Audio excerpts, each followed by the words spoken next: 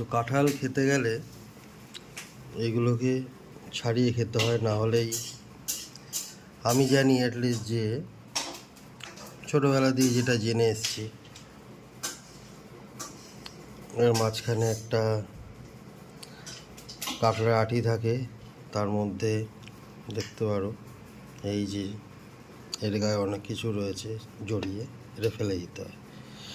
এগুলো খেলেই নাকি পেট ব্যথা করে, সেই জন্য আমিও ফেলে খাই। পুরো পরিষ্কার হয়ে গেছে। আর কাঁঠালের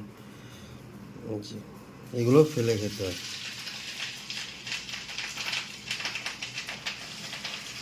সুস্বাদু কাঁঠাল, অসাধারণ টেস্টি।